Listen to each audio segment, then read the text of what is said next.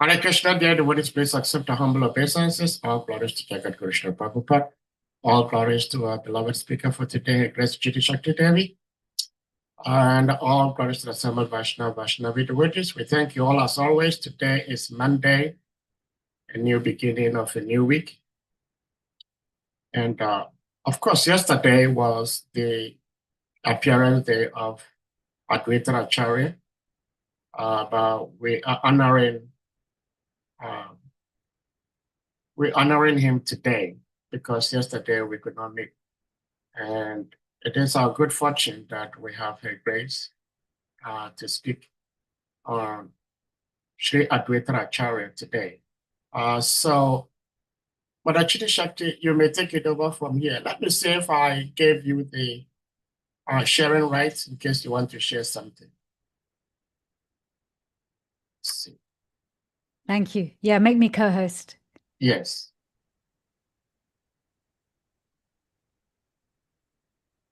Hare Krishna, Leena. Nice to see you.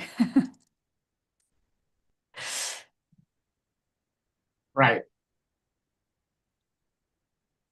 Confirmed, please. Yes. Confirmed? Yes. Okay. Good afternoon, everyone. How are you? Hare Krishna.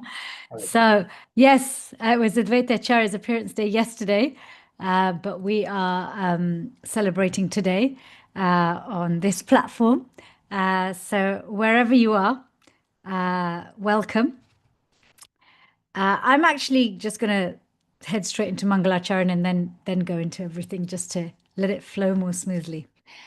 Om Gyantimirandasya Gyananjana Shalakaya Chakshurunmilitam Yena Tasmai Shri Guruve Namaha Shri Chaitanya Manobishtam Stapitam Yena Bhutale Swayam Rupa Gadamayam Dadati Swapadantikam Vandeham Shri Guru Shri Yata Padakamalam Shri Guru Vaishnavamscha Shri Rupam Sagrajatam Sahagana Raghunatam Vitam Tam Sajivam Sadvaitam Savadutam Parijana Sahitam Krishna Chaitanya Devam Shri Radha Krishna Padhan Sahagana Lalita Shri Vishakam Vitamscha He Krishna Karuna Sindhu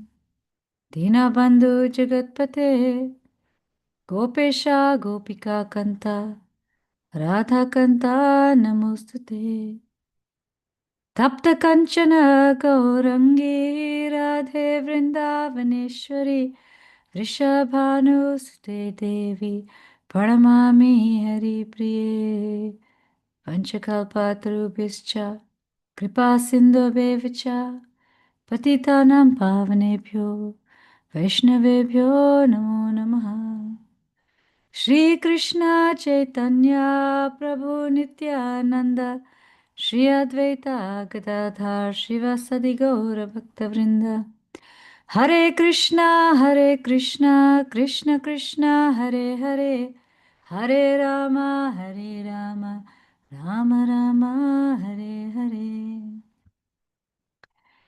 So today we're going to hear a little bit about Sri Advaita Acharya, one of the Panchtattva. I think an unsung hero. The secret to success with absorbing Shastra, as well as reading regularly and attentively. Reading regularly and attentively is really empowered by surrendering to the words that are in Shastra. And what does that mean? Being present, being grateful. It is harder to be grateful and present when we don't know who we're hearing from or who we're hearing about. Sometimes people hear pastimes or they hear bits of philosophy. And when we hear about particular pastimes or particular personalities, they may not penetrate the heart. Their teachings may not penetrate the heart so much because we don't really know who they are. And so days like this are really wonderful opportunities for us to get to know particular personalities a little bit more so that we can see what they've done for us, who they are, why they came, what their life was about. And when we have this appreciation for them, then when we read their words or we read about them, we literally feel like they are present with us. And as we feel like they're present with us, we absorb and we take in, and we're much more attentive, and we are eager to read more regularly. So today is all about Advaita Acharya. So Advaita Acharya is one of the Panch Tattva, but he is the first of the Panch Tattva to descend. Panch Tattva is, the truth of God in 5 principles, or the paradigm of God in 5 principles, or 5 personalities.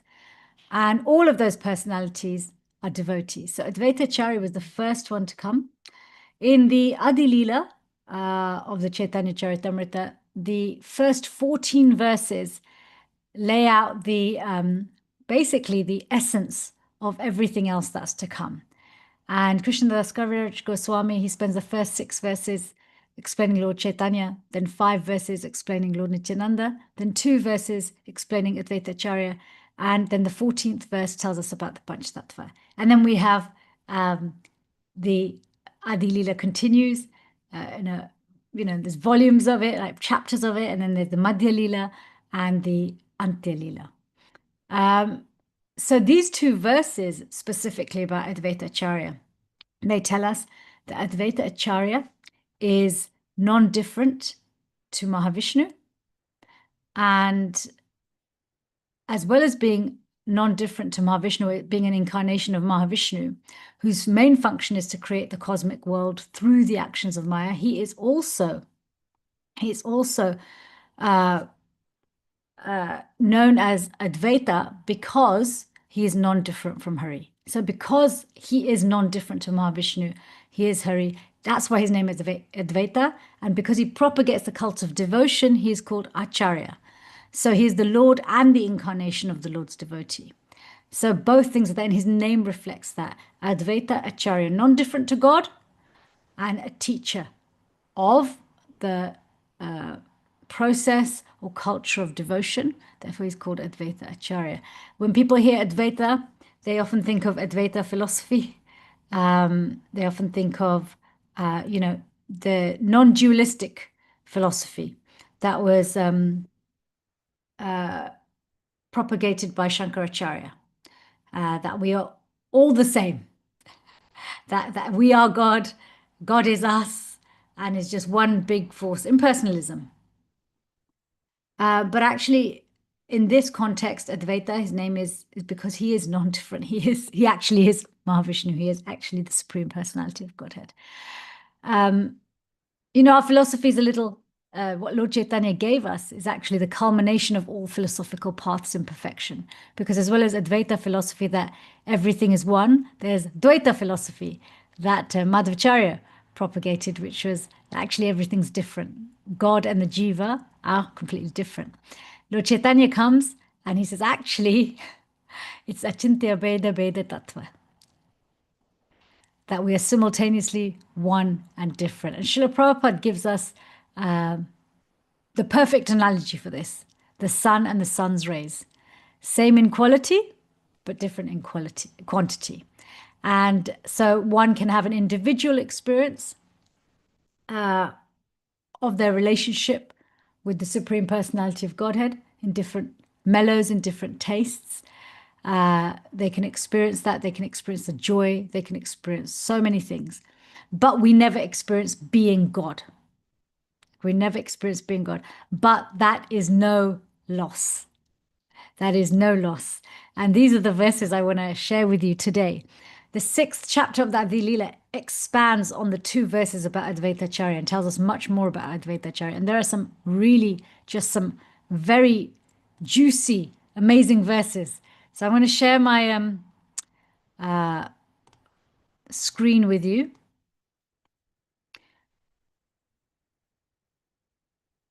So these are from the 6th chapter of the Adi Leela. We're going to jump straight to verse 88.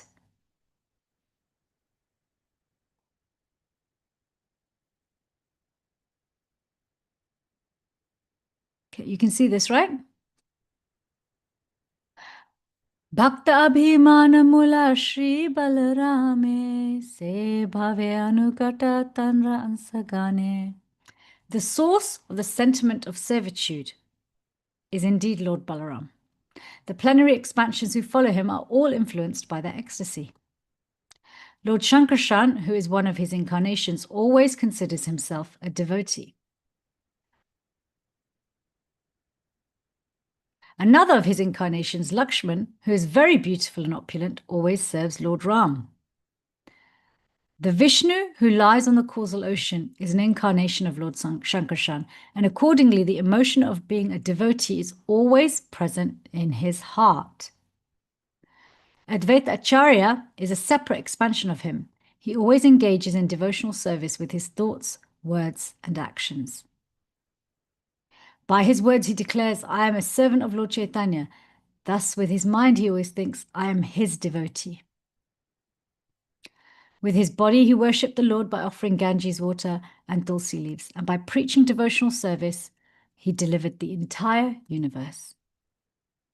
Shesha Shankarshan, who holds all the planets on his head, expands himself in different bodies to render service to the Lord. These are all incarnations of Lord Krishna, yet we always find that they act as devotees.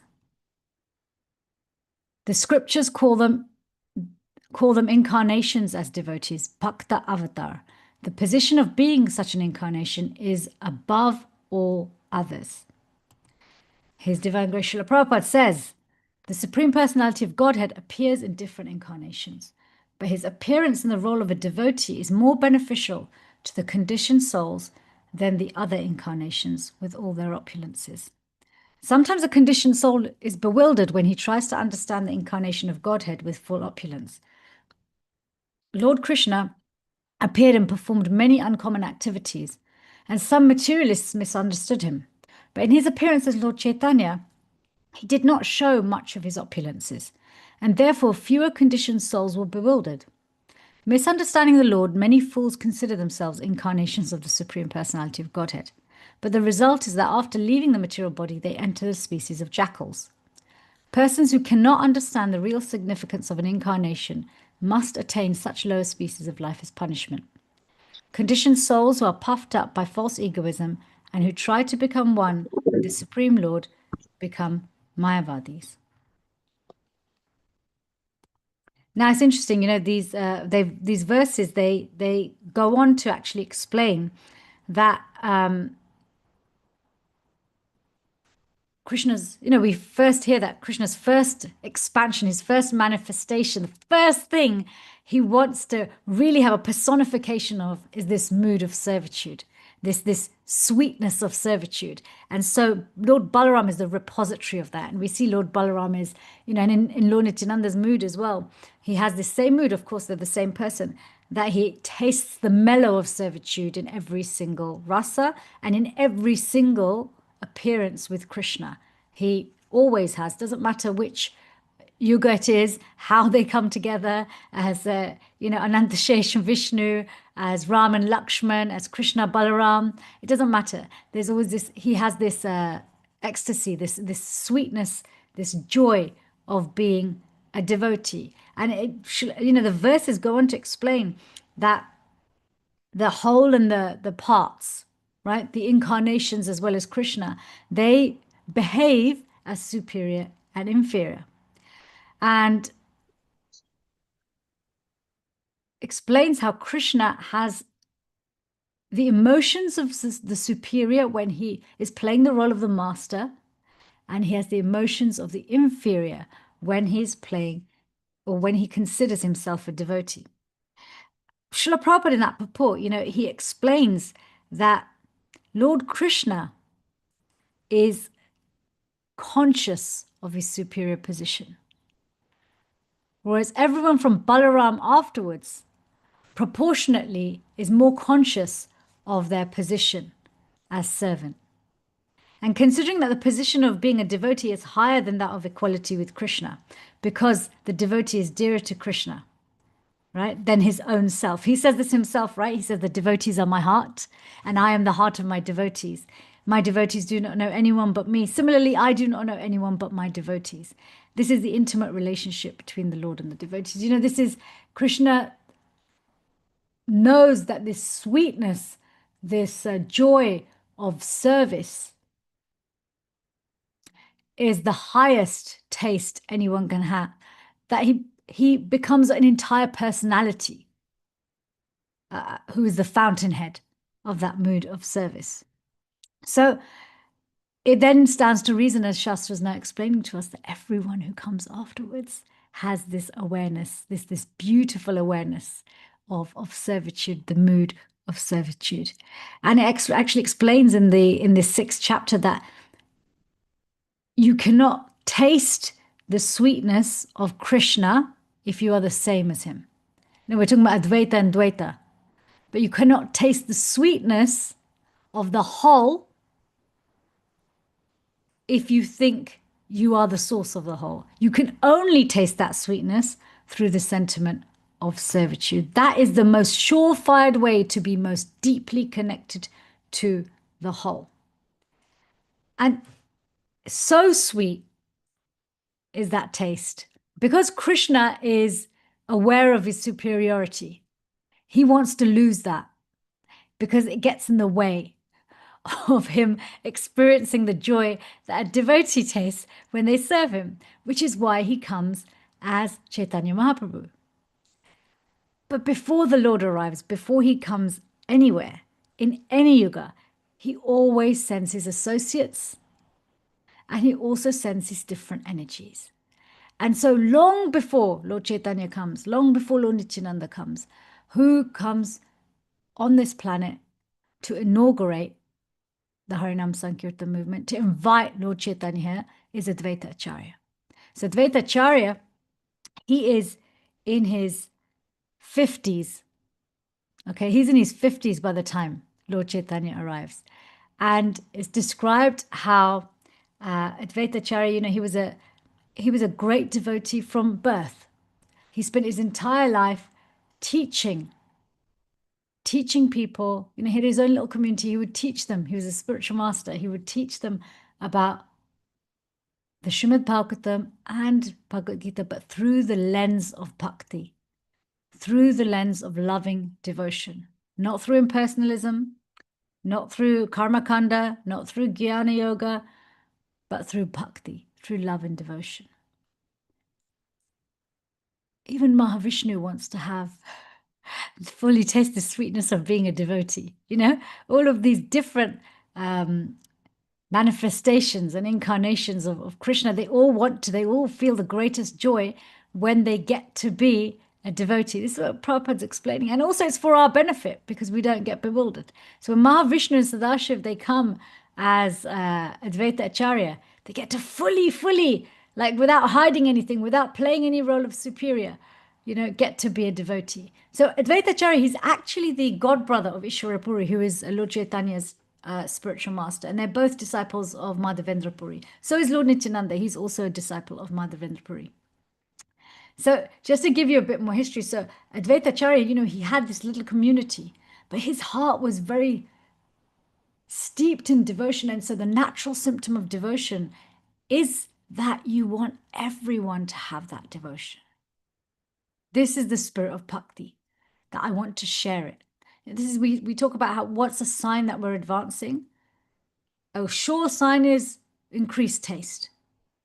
Increased taste for chanting, the activities of devotion, hearing about devotion, the 9 processes. Increased taste, for sure. Deepening of faith, for sure.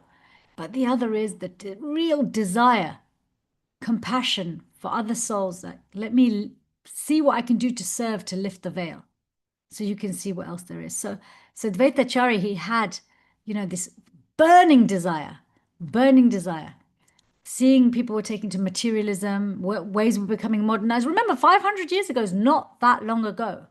Henry VIII was around at that time, you know, so society was progressing in a very materialistic fashion. You know, people were looking to improve the quality of their life, not through deepening devotion, but through modernizing everything, right? Through more opulence. And so he saw this. He saw people were turning away from the sacred text. He saw people were resistant to hearing, that people were very caught up in materialism.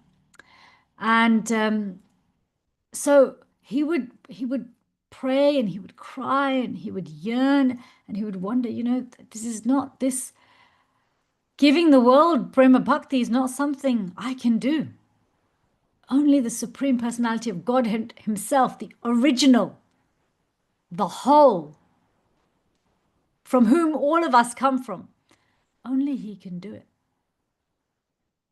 Advaita Acharya spent most of his adult life in a little town called Shantipur, the place of peace. It's not far from Mayapur, it's not far from the yoga pit. And about 13 months before Lord Chaitanya appeared, when Advaita Acharya was in his early to mid-50s, he decided to go into a very intense bhajan, intense prayer, daily, and thinking, how can I purchase the Lord? How can I invite him to come?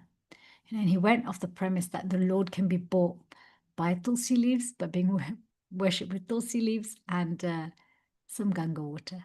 And so every day he would worship his Shalagram Shilas on the bank of the Ganga. That place is now called Babla.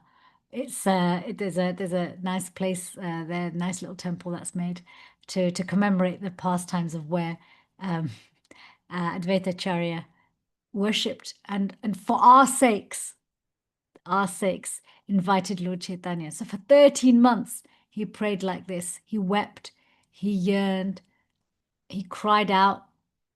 And that momentum of his fervent prayer, it was like a siren song for Lord Chaitanya.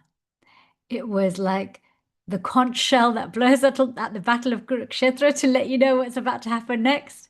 For Lord Chaitanya's ears, the cries of Advaita Acharya were the sound of the music that he was waiting to hear to let him know it was now time to come. Krishna has so much hankering to also taste that sweetness. He takes the mood of Radharani. So Srimati Radharani and Krishna, they combine. Both of them having their heartstrings pulled on by Advaita Acharya's fervent crying, by his deep, deep devotion. And it's because of that devotion, Advaita Acharya, it's because of that deep devotion Lord Chaitanya appears. And it is because of that deep devotion we are so grateful, actually, to Advaita Acharya. People see, the Panchatattva, and they see this bearded old man, and people don't realize that it's because of this grandfather Advaita Acharya that any of us are even sitting here.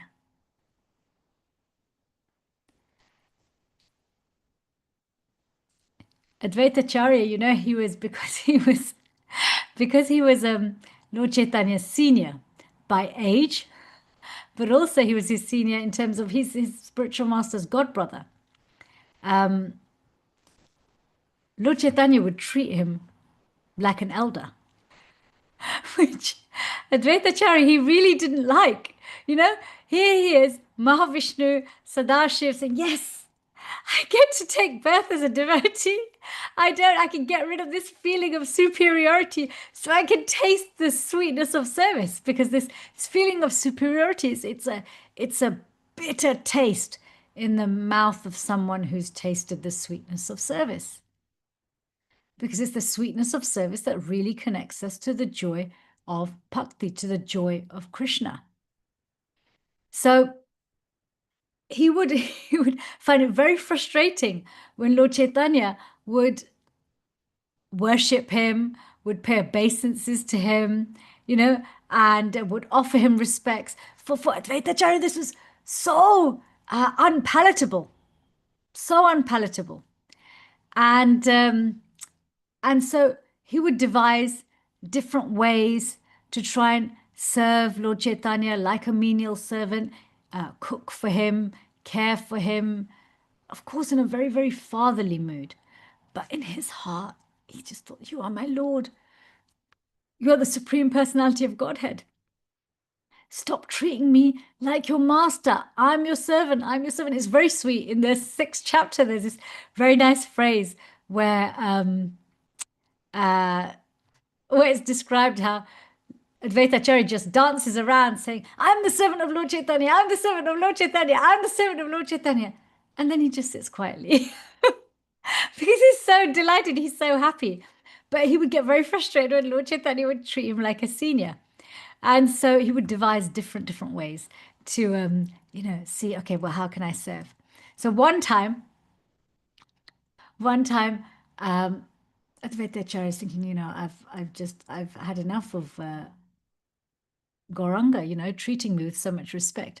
I know what I'm going to do. I'm going to give him no good reason to respect me. And what he decides to do, he starts to preach impersonalism. He's very boldly preaching impersonalism. And as he's preaching impersonalism, Lord Chaitanya finds out that Advaita Acharya is preaching impersonalism. And he starts looking around for Advaita Acharya. Where is he? Where is Advaita? Where is he? And gone is his awe and reverence. Gone are his respects. He says, where is he? And when he finds Advaita Acharya, he just starts to beat him and beat him and beat him. And he says, what are you doing? Why are you ruining what I'm doing? Why are you preaching impersonalism? And he starts to beat him. Advaita Acharya, he is not upset. He's not making prayers. Please, Lord, forgive him. He does not know what he does. He's not wondering, oh, I should let people know I'm being beaten. There's no phone call to social services. Nothing. He's in ecstasy. He's in ecstasy. He's like, yes, he doesn't see me as his superior anymore. I'm his servant. I'm his servant. I'm his servant. Now, when we read CC, there are all sorts of pastimes in CC. Ordinarily, you would read, if you read something where it talks about anyone beating anybody else, you would not laugh. Okay? Nor would you delight in it. But CC is full of all of these kinds of unusual pastimes and interactions. And they're very unusual if we don't see them through the lens of the sweetness of servitude. If we really try and understand what it is that Advaita Acharya was trying to do there, he invited this beating. He wanted Lord Chaitanya to forget Advaita's superiority in the context of society, by age, by spiritual structures. And he just wanted Lord Chaitanya to just accept him as a servant who masters can beat their servant. Right? That's so he felt like, yes, he's accepted me as his servant. If we understand this through the lens of society, what society teaches us, that the highest pleasure is to be the superior.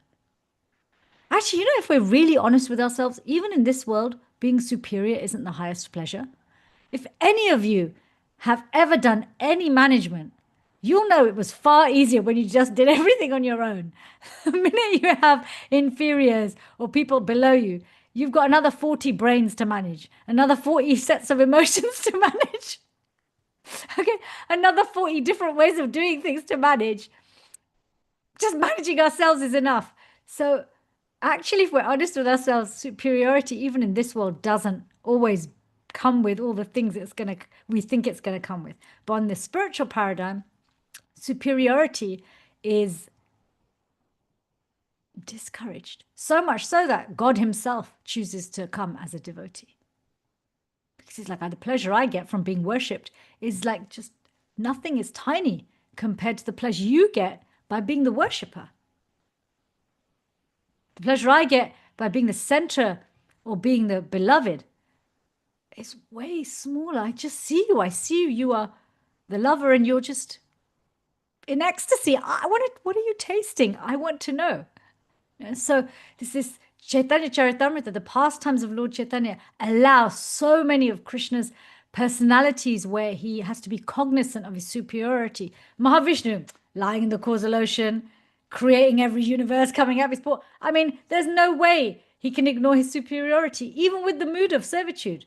Lord Balaram, even though he tastes every rasa, every mellow of service. Still, he's Lord Balaram. He's the source of Jiva Tattva, Guru Tattva, Shiva Tattva, Vishnu Tattva. He's the source of all the tattvas. There's going to be some awareness of superiority. Lord Shiva, even though he's the greatest devotee, still he has some feeling of superiority. He has to, being the guru of a sampradaya, being the head of those in the mode of ignorance, having all this responsibility to do with destruction of the material universes. So in all of these different, even though they're fractions of the original, there is still some awareness of superiority. So they're all so delighted to be able to come in Lord Chaitanya's pastimes and forget all that superiority. So for Advaita Acharya, it's so exciting that Lord Chaitanya is beating him. You know, this servitude comes with a lot of excitement because it means we don't beat each other with philosophy, but we lift each other with philosophy. If you look at another pastime, so when Lord Chaitanya had taken sannyas and he wanted to visit Vrindavan, Lord Nityananda tricked him. Instead of taking him to Vrindavan, he kind of just brought him back home. He told him, you know, that the Ganga was the Yamuna, and he told some cowherd boys, you know, to misdirect Lord Chaitanya. And he told Advaita Acharya, look, you come down the Ganga and you come in a boat, and you just tell Lord Chaitanya that, yeah, this is the Yamuna. I just got you some change of clothes. So now you come and have some prasadam. Anyway, they managed to trick Lord Chaitanya, and he ended up back at Advaita Acharya's house. Now, Advaita Acharya, it's a very elaborate pastime. I mean, most of the pastime is a long list of preparations that Advaita Acharya had cooked for Lord Chaitanya. So in that pastime, you know, Advaita Acharya, he makes Krishna's plate for offering, and he also makes a plate for Nityananda Ram and for Lord Chaitanya. And it's just sweetness. Again, this mood of service. Lord Chaitanya is saying, I'm a sannyasi. Why have you made all these preparations? I can't eat more than a palmful. This is too much. This is too much. This is too much. Advaita Acharya is like, that's okay. That's okay. You just have to eat half of everything I give you. So every time he gave Lord Chaitanya another prep, Lord Chaitanya would just eat half and put the rest aside. And then he would give him another one and another one. And in this way, there's this sweetness. Advaita Acharya is like, what are you doing? You know, just keep eating. It's fine. In your form as Lord Jagannath, you eat 54 preparations and you eat all day long and every day. Just, this is nothing for you. Just keep eating. Lord Nityananda, on the other hand, is saying, oh, we've been fasting for 3 days, you know, been on the road for 3 days. I'm so hungry, you've hardly cooked anything. Advaita Acharya is saying to him, he's saying, oh, you're just a traveling mendicant. 1 palmful should be enough for you. Stop being greedy. Just eat what you're given. Just be quiet. And Nityananda's like, no, this is not enough. You have no idea how to serve your guests. As he starts throwing, you know, rice at him and prasadam at him, and Advaita Acharya starts to dance in ecstasy that the Supreme Personality of Godhead, this prasad from his hands, this grains of rice have touched his body, and he's dancing in ecstasy. This looks like madness until we can appreciate the mood of service. Advaita Acharya is quoting Shastra left, right, and center, but in the mood of service. And so there's great joy. Great joy. Have you ever danced in ecstasy, cried in ecstasy when someone's thrown or some of their grains of prasadam from their plate or their hand or their mouth falls on you? No. You don't start dancing in ecstasy. Why? Because we haven't yet tasted that sweetness of service. When we do, when we really taste that sweetness of service, even for a moment, superiority creates such a bitter taste in the mouth. We do everything we can to not engage with it, even if we have the most superior roles in this world. We may externally act from a superior position, but internally we see ourselves as the servant of the servant of the servant of the servant to the power of infinity. Because the further away you are, the more joyful you feel. It's deep, it is true, and it is the foundation of the absolute truth. It is the foundation of our Siddhanta. Actually, you know, Advaita Acharya, his life is a lot more intrinsically connected with a lot of the things we do now than we realize. A lot of the things. After his parents had left the planet, he went to Gaia to do their final ceremonies, and then he also went on pilgrimage to all the holy places. And when he came to Vrindavan, he discovered actually, you know, the deity of Sri Madana Mohan or Madana Gopal, which he actually gave to Chor Brahmin. Now, most of you will know that this deity was actually worshipped by Sanatan Goswami. And the pastime is that, you know, Sanatan Goswami was entrusted the deity by Chor Brahmin. But the person who gave it to Chor Brahmin was actually Advaita Acharya. So we actually have a lot more connection with Advaita Acharya than we realize. A lot more. Also, there's this very nice pastime in Chaitanya Bhagavat, where it's, you know, Advaita Acharya is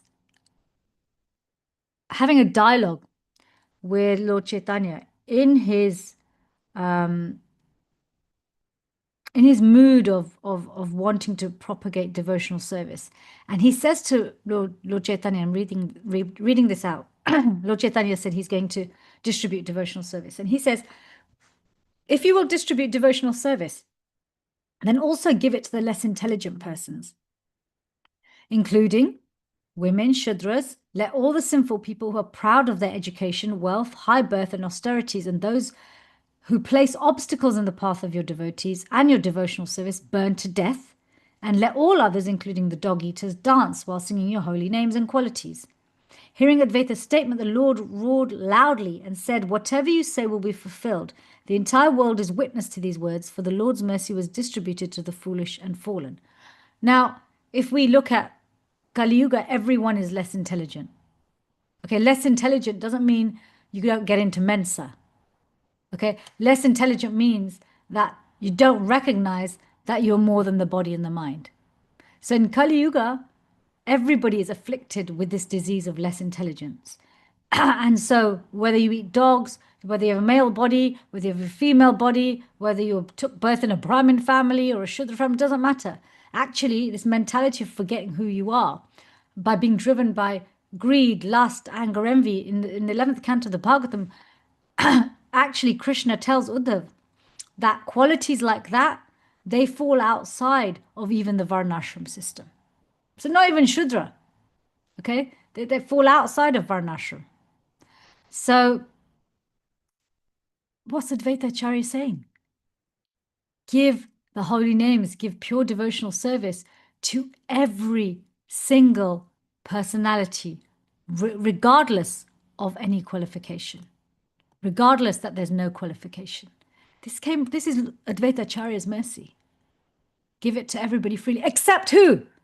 Those who are proud, because we get proud of our lack of qualification. The things that we think make us superior in this world, when we become proud of them, what does he say? Let them burn to death. This is Advaita Acharya. He's our softy grandfather. He's saying, doesn't matter what your body is, doesn't matter what your mentality is, doesn't matter how unintelligent you are, doesn't matter what birth you have, you can have devotional service. But if you're proud, forget it. You may have the best body, the best karma, you may be learned, but if you become proud of all of that, forget it. Forget it. So the most dangerous things for us is this verse, Trinadapi Sunichana. It's rooted in this conversation, in this, because Lord Chaitanya has said, whatever you say will be fulfilled. Whatever you say will be fulfilled. So it's Advaita Acharya who has really emphasized for all of us. Lord Chaitanya listens to him. Emphasized for all of us that your disqualification is your qualification. Whatever you think you've read in Shastra that excludes you from devotional service, maybe it did in the past, but it doesn't anymore. Now it qualifies you for devotional service, both to learn it, become it, and share it. Because ours is a preaching movement. Lord Chaitanya's movement is a preaching movement. Throughout the CC, He would say to everybody, learn this, do this, and then become guru to everyone else. Teach others. Okay? So there is no discrimination in who can take up Krishna consciousness and who can share Krishna consciousness. Because Guru Tattva is independent of societal rules and regulation. Guru Tattva is independent of institutional paradigms. If Krishna wants us to become Krishna conscious, we will.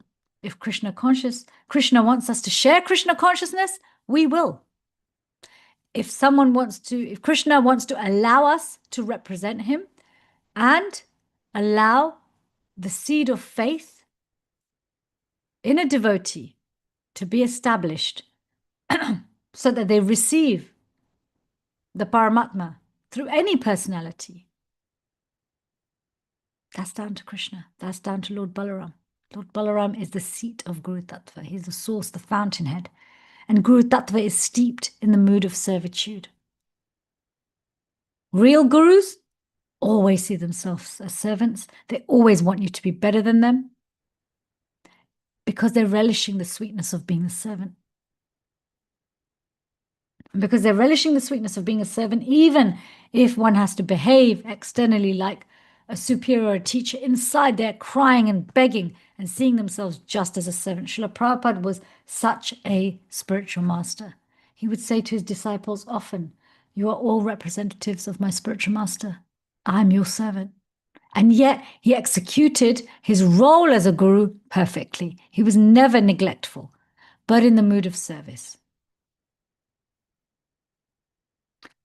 It wasn't artificial. You cannot be an artificial servant. If you just want to look like a servant and stop acting like a superior, you're going to damage people. Be a servant, even if it means having the actions and behaviors and responsibilities of a superior. So this is this mood that Advaita Acharya, he's really woven into the fabric of devotional service, of the qualification for devotional service, that don't become proud.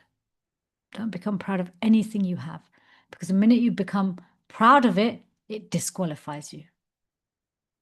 Because actually there is not really any attribute we have in this body or in this mind, nothing that actually is attractive or qualifies us for pure devotional service.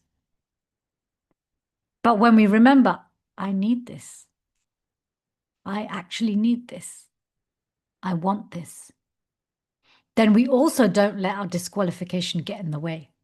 Don't our acharyas pray, I am the most fallen, so I need the most mercy? Yes, this is not just a fancy statement. This is a real deep realization. When we understand, I'm really far away, but I want to come closer.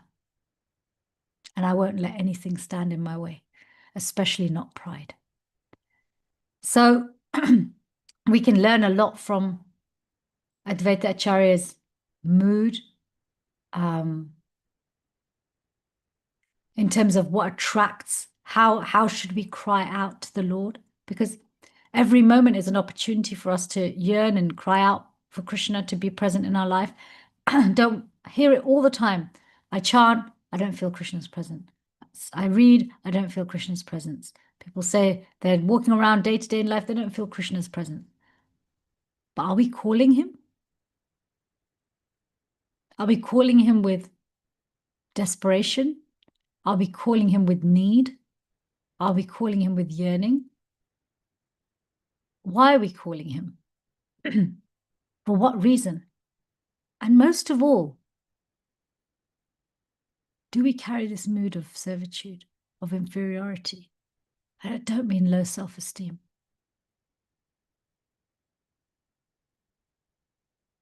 I don't mean feeling downtrodden, like you're not good enough. A humble person is very aware of what they have to offer, but they don't dwell on it and they don't let it identify them or define them. Does that make sense? So this sweetness of servitude is so hankered after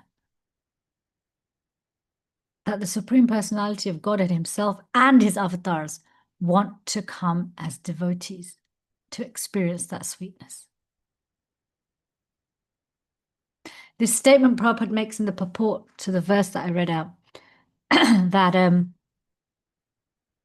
people are less bewildered when the Lord comes to teach us how to be a devotee.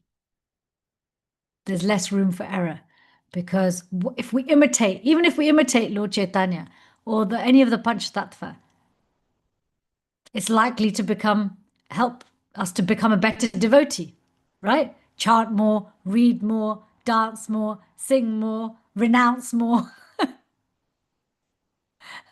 Do everything for Krishna. Yes? If you try to imitate Lord Chaitanya, you'll become a pure devotee. Try and imitate Srivas Thakur, you'll become a pure devotee. Try and imitate Lord Nityananda, you'll become a pure devotee. You won't do any of the sahaja things. So actually the pastimes of Lord Chaitanya and his associates give us the perfect template for becoming devotees. Because in other avatars, what are we being told? Do as I say, but don't always do as I do, because we can't do everything Krishna does. But the Panchatattva and their associates do as I say and do as I do. We have everything. The how, the why, the what, everything. And Srila Prabhupada has given us such a program and process that if you learn it perfectly, you can teach it perfectly.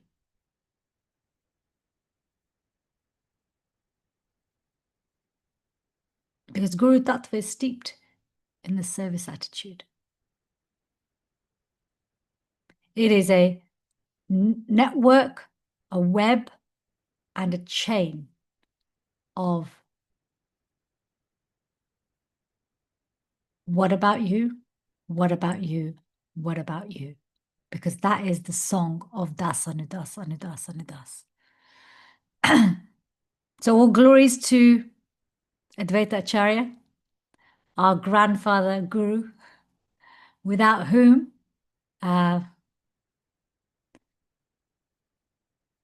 we wouldn't have the Harinam Sankirtan movement. Lord Chaitanya wouldn't have come. It took the cries of a pure devotee. It took the cries of someone who is Paradukha for the entire planet, for the entire universe, for Lord Chaitanya to come. I'll hand over to all of you for your questions, comments, realizations, corrections. Hare Krishna. Hare Krishna. Thank you so much, as always. All glories to Sri Advaita Acharya. Ki Jai. Dear devotees, if anyone may have questions, comments, reflections, realizations, particularly on this theme that you may want to ask or share, please indicate by using the hand emoji or your physical hand, and you'll be asked to unmute to ask your question. We have Brother Sadhvi stand up. You'll be on mute. Hare Krishna. Hare Krishna, Sadhvi. Hare Krishna. Hare Krishna. Thank you very much for today. It's okay. Have I misunderstood that Advaita Acharya is both Lord Vishnu and Lord Shiva? Yeah, so he's Mahavishnu and Sadashiv. Yes. Yes. Okay.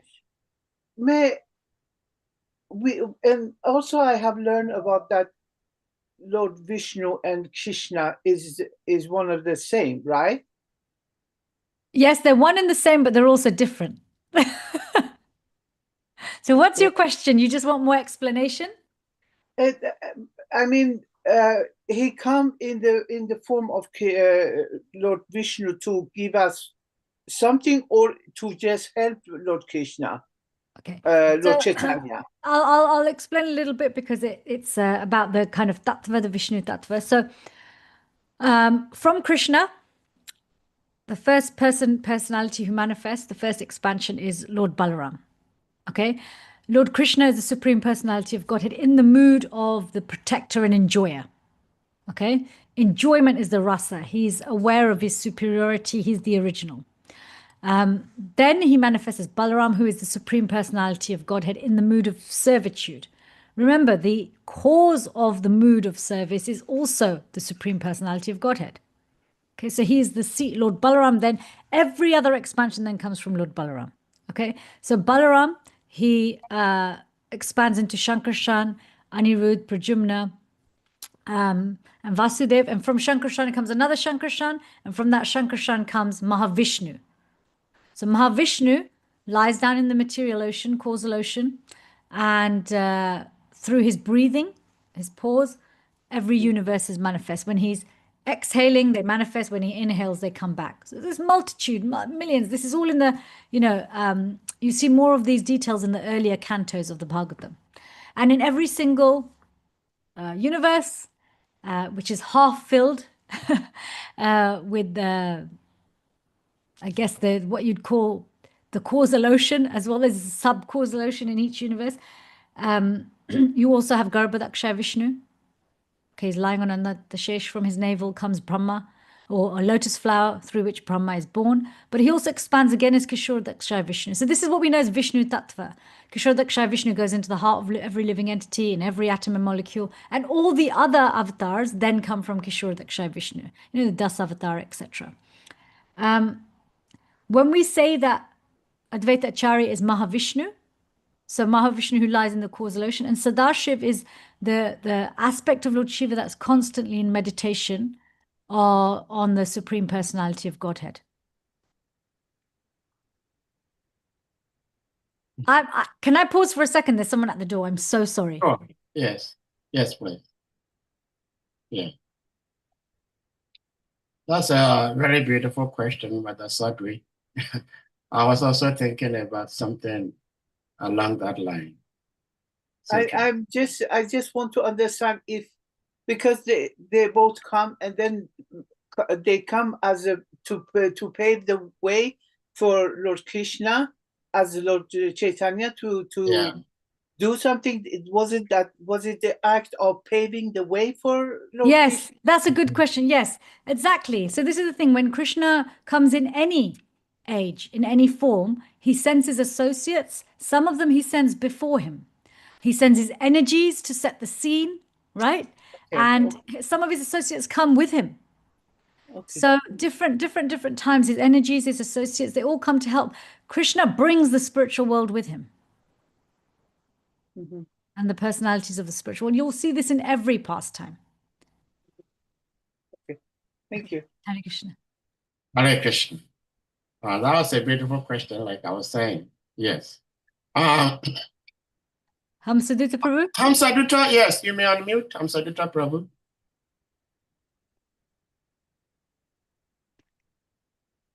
Hare Krishna, Madam. Hare Krishna Prabhu. Please, can you accept my respectful obeisances? All glory to the Guru Prabhupada and all glory to wonderful and some devotees. Thank you always for your wonderful class. So my question, my curiosity is that when all these universes manifested in the pulse of Mahavishnu, what actually does it manifest? It manifests the universe with what else? Just the universe, or there's other creation inside the universe before Lord Brahma comes? This is my question. That's a good question. And I would say study the Bhagavatam for more detail. I'll give it to you in a nutshell. So when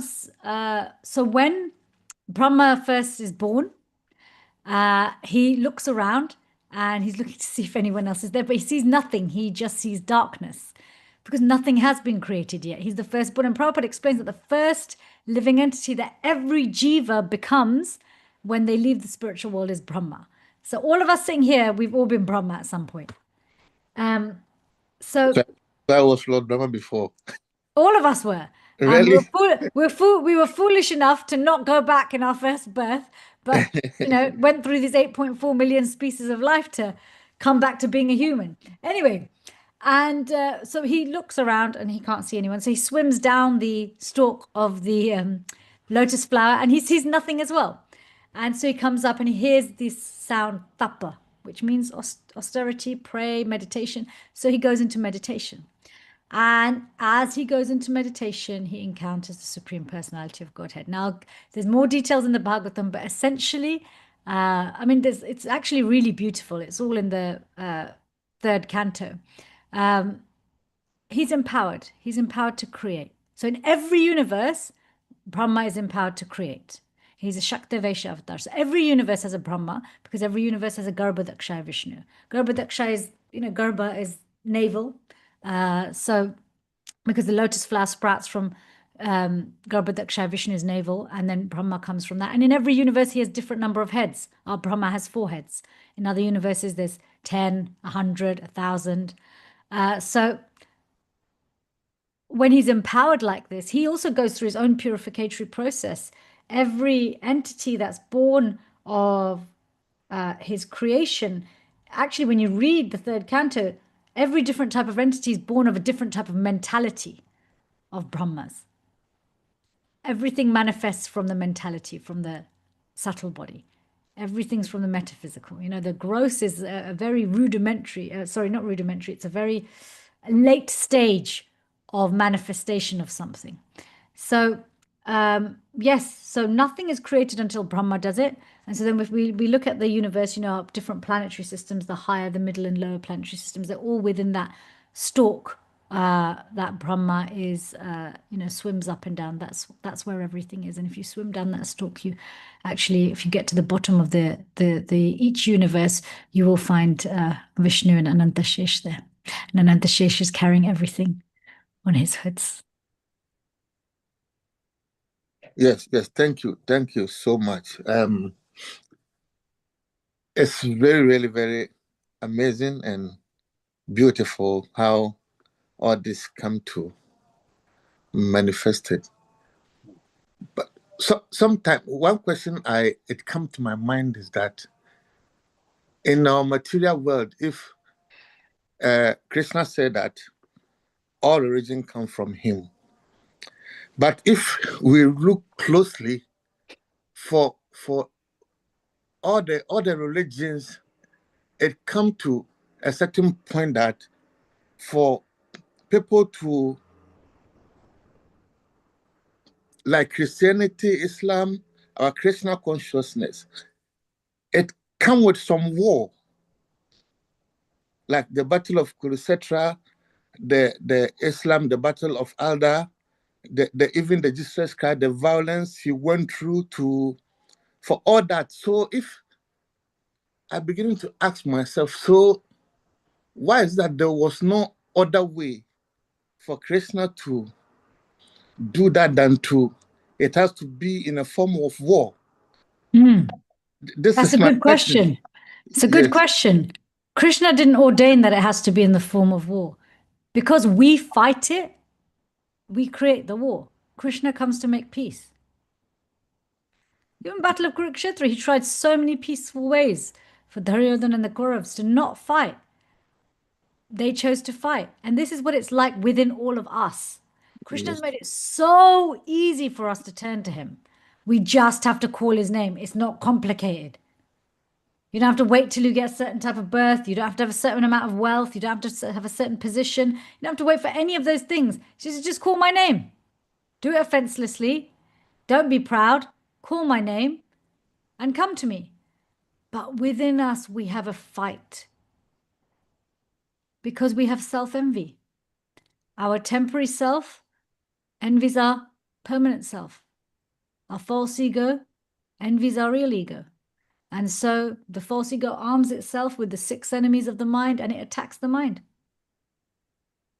When the false ego is threatened, out comes anger. When the false ego is threatened, out comes fear. When the false ego is threatened, out comes comparison. Think about it. Whoever we are in this world, when we feel like our sense of being or existing or being valued is threatened, or something we want is taken away, or the opportunity is taken away, that is when anger, comparison, envy, fear all come up, because this is human psychology to protect the false ego. Yes, The real ego, it's a constant battle. So the war is created by us. When we disarm the false ego by purifying the mind, then the war stops. And it's a royal, beautiful road of servitude back to Godhead. Does that make sense? Yes. So it's not Krishna who created the fight. Yeah. Thank you so much. It makes a lot of sense that how can somebody beginning to fight somebody that if my religion say that what you're doing, you are going to hell, and I have to fight you. What is that has to do with you if somebody is going to hell or heaven or paradise? It's sometimes it's more like we create the violence for ourselves. We Because do. That's if exactly what somebody it is going to hell or going to heaven, what is that has to do with you? That all the time my religion is the best, this is that, and we're beginning to fight each other. Sometimes it doesn't make any sense. So we have to also be careful of that consciousness. Yes. That we know what we have, the heritage that we are part of, the gift that we've been given is the absolute truth. But we don't become proud. We share with compassion. We share with love. Even if other people might be coming from a position of insecurity, war, fear, comparison. We come from a position of love because that is the voice of the highest truth. We don't have to, there's all sorts of people in this world, but love defeats everything. It really does. When people see that we can love Krishna without being threatened by their pride or arrogance, and we don't fall to the proud or arrogant position, the process becomes more attractive because we represent the process properly. So yes, these things are there. People have their different approaches. But again, what does Advaita Acharya say about those who become proud? I won't repeat his words. Thank you so much. Hare Krishna. Hare Krishna. Hare Krishna. Anyone else with something to ask or to share? Mother Chiti Shakti, thank you so much. As always, I have a couple of questions, of course, as always.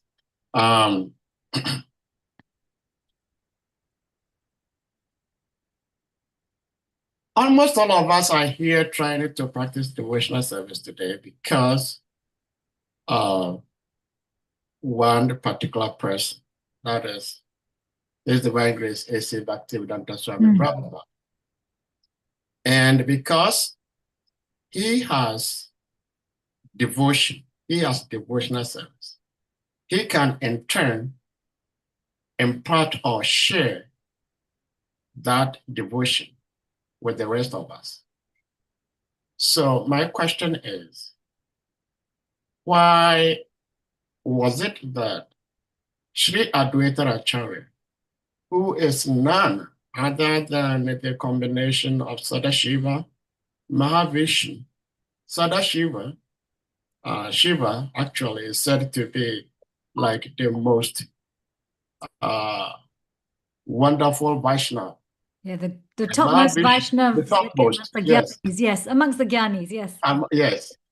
So how come Advaita said that he is not in the position to bring down devotional service and that he had to cry out to Lord Chaitanya for Lord Chaitanya to come to give?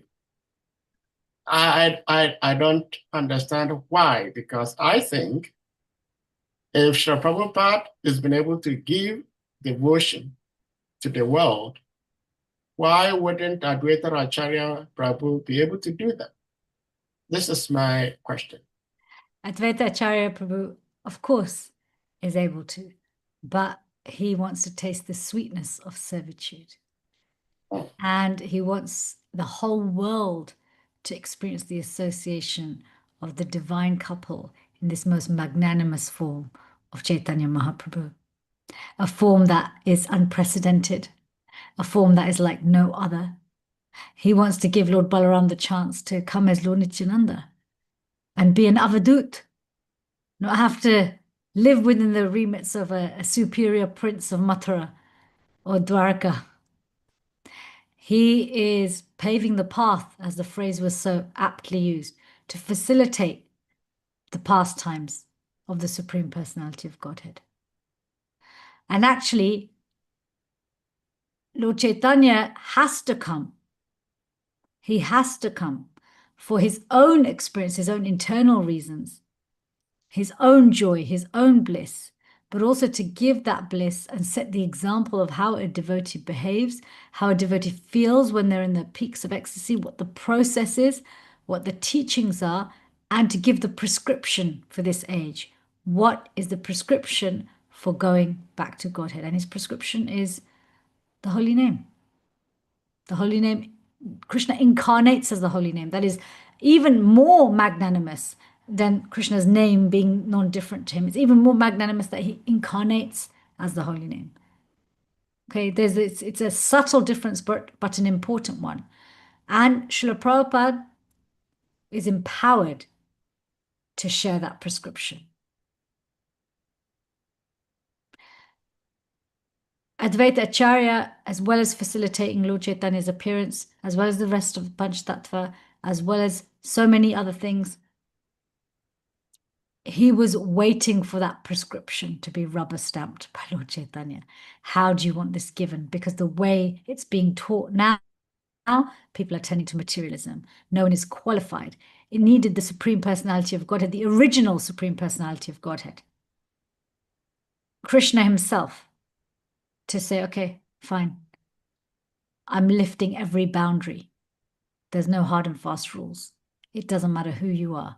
The most disqualified is the most qualified to take to this process and have Prema Bhakti bestowed. So that prescription, Advaita Acharya needed it altered. Does that make sense? Because he was already, yes, you're right, he was already teaching. But the way it was being distributed then before Lord Chaitanya came meant that there were qualifications you had to have, which included or excluded you. So Lord Chaitanya broke open that storehouse of Prema Bhakti. He said, forget it, just come. It's a free-for-all. So Lord Chaitanya and Lord Nityananda, they don't gatekeep Prema Bhakti. They don't gatekeep Vrindavan. They don't gatekeep Rajabhakti. Gatekeep means the gate's either open or closed, right? What they do is they usher devotees into Vrindavan. Usher means the door's open, come in, we'll show you the way. You know, so this is very different. Gauranga Mahaprabhu's mood is, and Lord Nityananda's mood, in that particular incarnation, in that particular manifestation, is completely different to every other. Because every other incarnation, there is a gatekeeping. There's no gatekeeping. There's just ushering. The gate's open, come on in. Does that make sense? Very much. But as beautiful as the response to my question is, it's also, like you're saying, it's opened up a new question.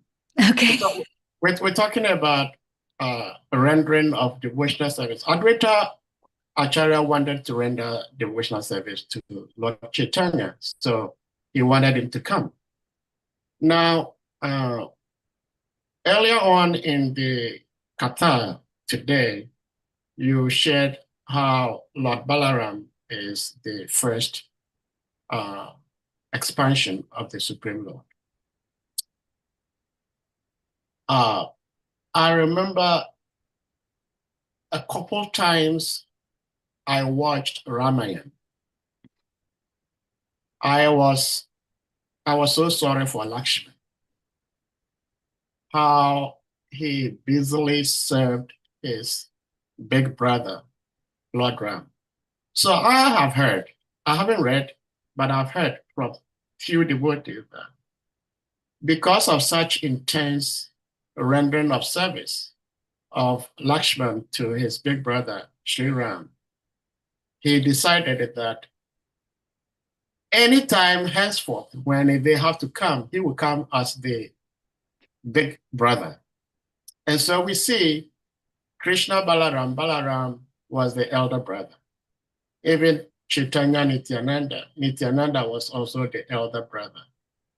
And I have seen in my few years in devotional service where sometimes a devotee in a particular temple serves so much with all his heart And because we know that this devotee is a very wonderful servant, we just let him serve and serve and serve and serve and serve.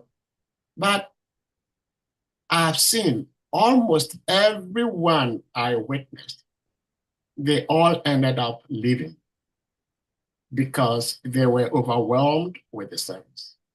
So my question to you, as devotees, we all want to serve. But I also believe we should not overwhelm anyone with service up to the point that it overwhelms the person and the person leaves. So how do we accept devotional service and at the same time not allow the service to overwhelm us to the point that we leave the service or we leave the organization? So first of all, with all due respect, I would like to say that I think you have misunderstood Lakshman's bhav. I mean,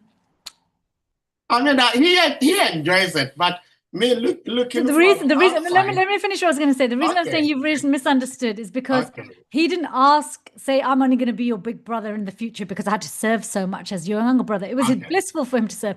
It was. The key thing was he had to listen to Ram, and he couldn't tell Ram what to do when he was in danger, as he couldn't protect him. Remember, he's originally Balaram. He's already originally the elder brother anyway. Balaram comes way before Lakshman. And Lakshman is like an expansion of an expansion of an expansion of an expansion of Lord Balaram. Okay? So it's not that he's acquiring something or in the future I'm going to always be the big brother. No, he wants it so he can protect him. So he can protect, because that's there. That protection is a form of servitude. Okay? So, and we see this, we even see this in the rasa between Balaram and Krishna. We see this in the rasa between Lord Nityananda and Lord Chaitanya. Who else can trick Lord Chaitanya away from Vrindavan without getting slapped around the head? Only Lord Nityananda. Who else can break his danda and throw it away? It's only Lord Nityananda. So there's this protective mood that Lord Nityananda has part of his avadut mood is there for the protection of, that's one of his rasas. So coming back to this point though, so our overwhelm is nothing like Lakshman's overwhelm. Okay, Lakshman's overwhelm is ecstatic, always ecstatic, whether it appears on the surface to be distress or anger or joy. Even Lakshman's anger is transcendental.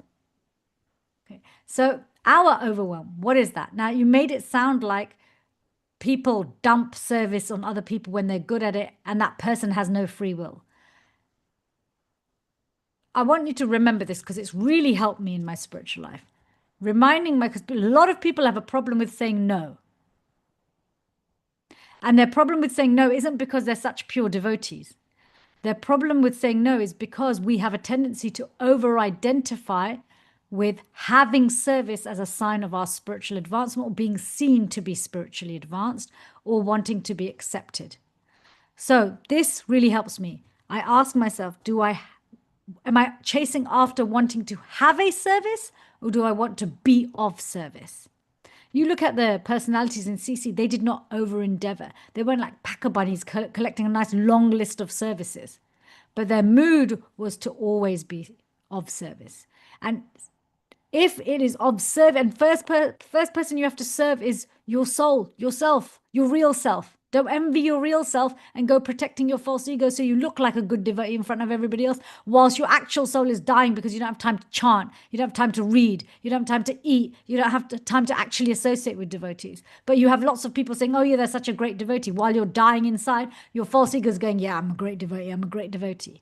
So as a community, yes, we shouldn't overwhelm, but actually it's each of our individual responsibility to say, right, am I looking to have service, or am I looking to be of service? And this is that inferior position of the sweetness of service attitude. And then whether we have one service which is recognized or 10 services that are recognized, whether only 2% of our services seen by other people or not, we will experience a sweetness, a nourishment in our sadhana, in our service, in our relationships, that is so satisfying that actually we stop being bewildered by these modes and the enemies of the mind. We experience that joy of serving in Krishna consciousness rather than serving in insecurity.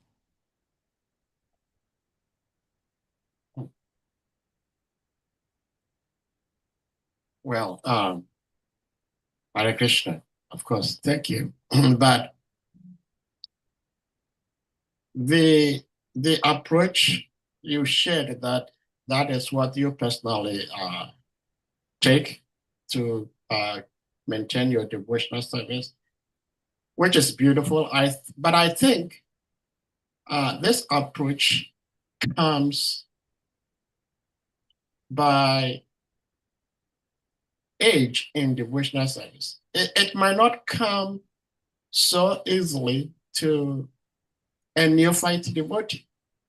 And what my question was about was, oftentimes when we have new devotees join, of course, we all know that what keeps us in devotional service, what keeps us in touch with Krishna, is rendering of service. But sometimes I've seen, we tell these new devotees, your ticket to back home, back to Godhead is service. And we assign a particular devotee to 1, 2, 3 services, and we forget about them. They just do it. Nobody comes to their aid. And I've seen that it's overwhelmed so many people, at least like what I have observed. They serve. There was one devotee, he was taking care of the cows, he was cooking, he was doing book distribution. He was doing all these 3 services. Months after months after months. And everybody was so happy with him. But like you said, he was burning inside, but he wasn't showing it outside. Yeah. And it ended up, we lost this devotee. So I am thinking that we all as devotees, especially when we are in a community, may have to consider if this particular devotee is rendering this service and has been doing it for so many years. Maybe we can go in and then ask him or her, hey, can I help you out today if you want? But all I'm trying to say is sometimes one is assigned to that service and that is it. That is the end of the whole story. But I think that's what happened. Your point is important. I was speaking to the individual who finds themselves in that situation. Yes. Look at the other side, yes, where we are in a community, and you mentioned this word neophyte. Okay, actually, this paradigm of am I of service or am I looking to have a service? That is, the earlier we adopt it, the easier. But that also has to be shown to us, and it also has to be there in the leaders. If they don't have that mood, then where are we going to see it working, and how are we going to adopt it ourselves, right? We are products of our environment and our association. If you're talking about the kind of community leaders who give people services, take advantage of the fact that this person is looking to be accepted, is not going to know anything more. They're going to take this statement that your service is your ticket back to Godhead, but they're not going to actually teach them what actual real service is. And service starts and ends with just doing. And they see that as a excuse to not care for those devotees and to just neglect them and just see them as workhorses. I would say that those people are the neophytes. So as community members, we have to be careful that we don't get caught up in the materialistic culture of productivity. Prabhupada actually put a lot of emphasis on boiling the milk. You know, it's so hard to get someone to come to Krishna consciousness. It's actually easier to take a little bit of care and get them to stay than to go out and just make more new devotees. Otherwise, then all you're doing is perpetuating and expanding the number of new beginner devotees, whilst those who have a chance of becoming intermediate and advanced starts to dwindle, and because people leave before they even get a chance to get there. So boiling the milk, and we all have to, if we have a mood of how can I be of service rather than have a service, as we cultivate that, we will attract people who want to imbibe that. We also will push against naturally a mentality that tries to also bracket us into productivity, projects. Do you see what I mean? Because we can also become entrapped in that same thing. One day, every single person finds themselves suddenly being told that they're a senior devotee. And you're like, when did that day happen? When did it come? I woke up one morning, when did that happen? So if we haven't, this word neophyte is not about years in Krishna consciousness. It's how much have we grown in our time in Krishna consciousness. And for ourselves, like I said, we can have that paradigm, but as a community, everybody's a community leader because someone's following someone. Everybody's got someone following them, and we're looking up to someone else. Don't get sucked into it. And if you're strong like that, and if there's a strong prevailing mentality like that, even if management has managers who have their strong productivity thing, they'll see that there's pushback because people are not buying this statement that, oh, just, service is your ticket back to Godhead, just take anything we give you, and that's it. That's as much nourishment as you're getting. People will push back against that. They'll say, okay, I'll do my service, but I've got to also do my sadhana, and I want to take association of devotees. It's like sometimes I'll get patients who'll say, oh, Dr. Kang, I don't have time to do this, or I don't have time to do that because someone's left the job and now they want me to do both jobs. I'm like, are they paying you for both jobs? No, they're just paying me for one job.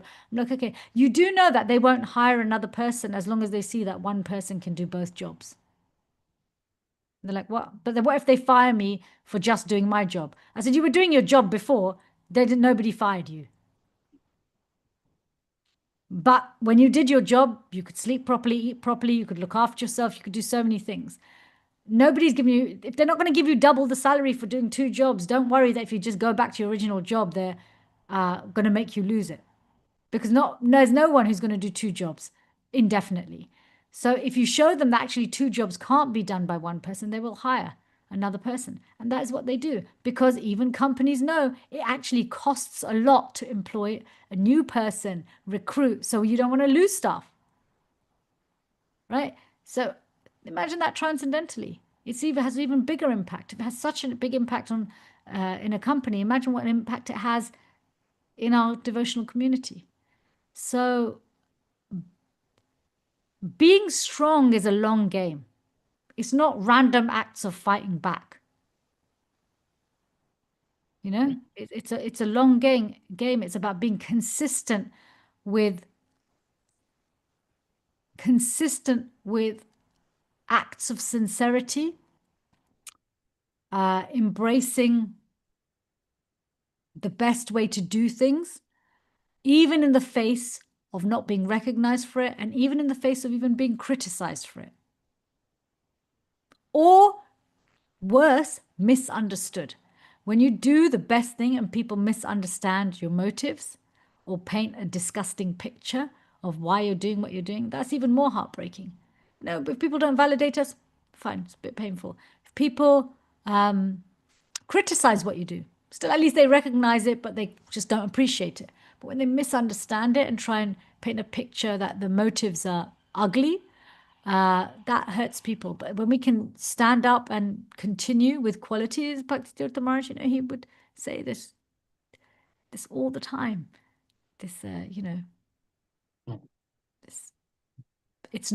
Leadership is not about pleasing everyone. In fact, when we do the best thing, it displeases many. Thank you. That's a very good food for thought. We know that, especially in spiritual life, one dangerous thing we try to avoid is to imitate or to pretend. But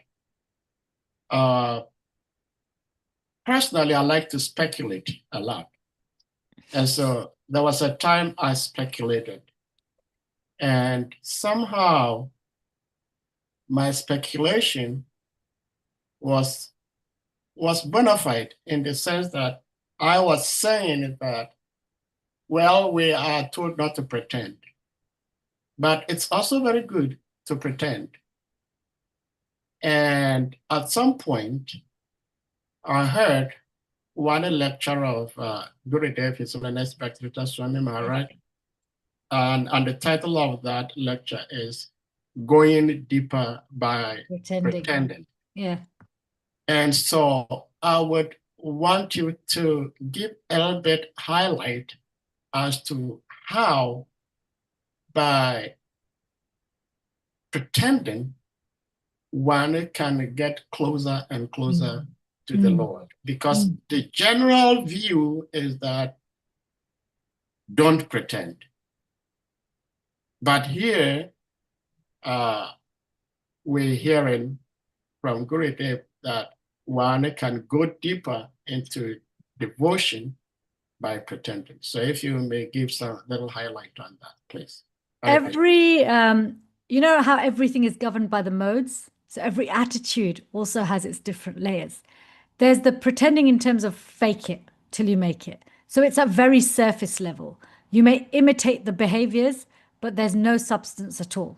Because behavior is the most superficial thing. It's the thing that everybody sees, right? But when you look at pretending in higher modes, in modes which actually lead to change, right? We look at this in terms of attitudes that lead to change. Even if you look at it in psychological terms, the word pretending takes on a slightly different tone. It's not faking it, but what we're looking at it in terms of is emulate.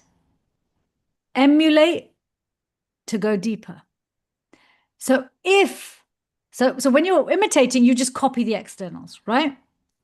But when we're emulating, we're thinking, if I had a deeply devotional service attitude, how might I do this differently? How might I say this differently? Another thing of emulation is, we understand that the spiritual master is with us 24/7, within and without, right? We're constantly being sheltered, protected, and watched.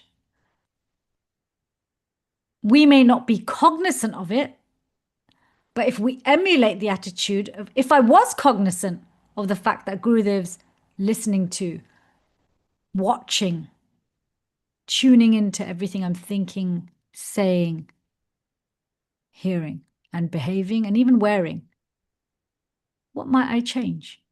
This is the difference between faking it and going to the lower sides of pretending, where there's not really long-lasting change and it's very difficult to maintain, versus emulating so that it leads to change, long-lasting change, and it's also sustainable. It actually leads to growth because you get a sense of, you put yourself into the person you want to become before you get there.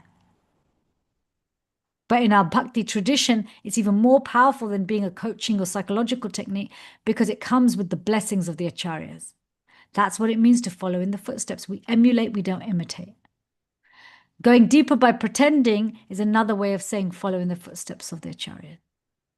Because actually, ultimately, what we're emulating is who we are naturally. It is our natural state to be fully connected to Guru and Krishna at all times. It's our natural state to, so for example, if we were to make a decision about something, we may be finding we're coming from a position of fear or frustration or anxiety or anger. We can stop and say, okay, if I was coming from a position of compassion, if I was a fully compassionate person, what might this look like? Even if it doesn't get us there fully, it gets us closer to our natural state, because actually our natural state is compassion. So we're not trying to emulate something that we're not. We're trying to emulate our real self anyway, which is who the acaryas give us a closer glimpse of what it would be like to be the real me. Thank you so much. You're muted. Just muted yourself. Thank you. Yes. Okay. I was very much able to relate with the example you were giving from the workplace. If you work two persons' job, you don't get the double pay. I see it all the time, and at least at my workplace, somehow people know that. How do you say they know? People see me as a priest. I don't know how that came about, but they see me as a priest. And because they see me as a priest, of course, they all know that I'm Hare Krishna. So this sense of pretense, I use it most of the time, if not all the time. Because there, everybody knows that, okay, this person is Hare Krishna person. And so I'm pretending to represent who Hare Krishna person is. And so by this pretense, even though like somebody may irritate me and I may have to say some harsh word, I have to think that, okay, this is how people see me. And this is how I tell people that I am. So what are the qualities of a Vaishnava in the face of this situation? And I try to do that. And so far, it's been helping me. There you go. Yeah, so far it's been helping me. So thank you for sharing that. Thank you so much. I don't think there's any other questions. That's what I was just going to ask. Does anyone have something else to ask or to share before we bring this to a close? It's interesting. Nobody can share anything about the appearance of any of the avatars without talking about Krishna. No. And coming Friday, which will be January 30th. Nityananda Trayodasi. Yes, it's Nityananda Trayodasi. And we're very much blessed. We're going to have His Holiness Great Ananda Goswami Maharaj sharing that. So we are getting blessings from their lordships. And we hope that we can take advantage of all these blessings. If you may give, I don't think I see any hand here.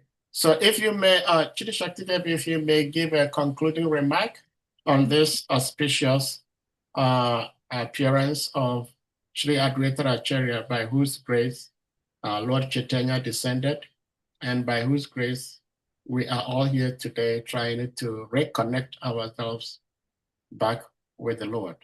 Please. Hare Krishna. My closing remark is,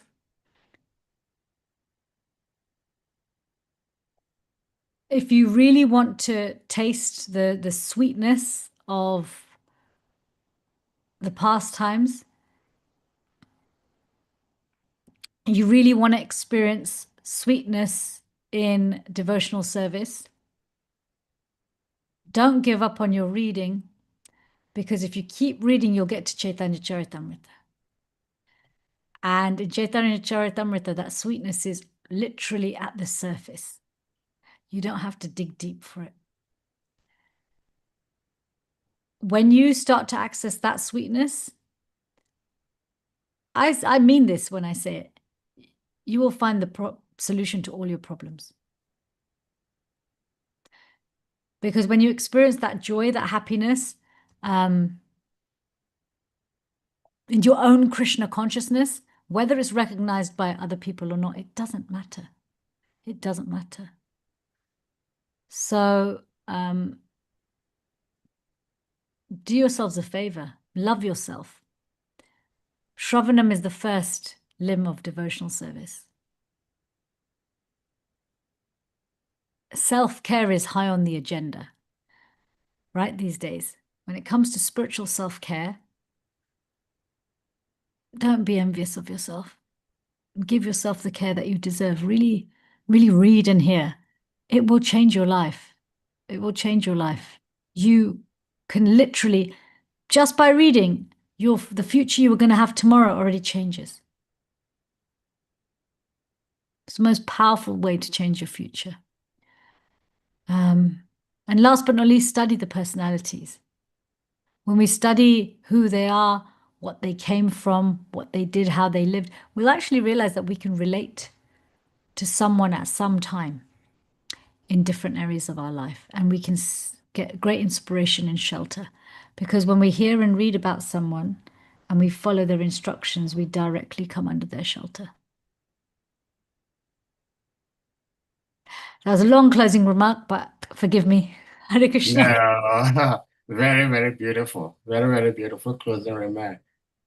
Thank you so much. Thank you so much. Dear devotees, we're going to humbly request you all to kindly unmute yourselves, and we all, with one love, one heart, chant the Hare Krishna Maha Mantra to express our deepest appreciation. First of all, to Sri Advaita Acharya, by whose grace we are all here today, and of course, for our revered speaker, and also, of course, for all the Vaishnavi devotees, by whose grace we have this beautiful Sangha every day. So you may all unmute. I don't think I did that. Yes, you may all unmute. Jai. Hare Krishna, Hare Krishna, Krishna Hare Hare, Hare Rama, Hare Rama, Rama Rama, Hare Vancha Kalpatarubyascha Kripa Sindhubhi Ananta Kunti Vaishnava Vaishnavrinda ki jai. All glories to His great. Sorry. All glories to Sri Advaita Acharya Mahotsava ki jai. Jai. To Grace Chidi Shakti Devi ki jai. Across assembled Vaishnavi devotees ki jai.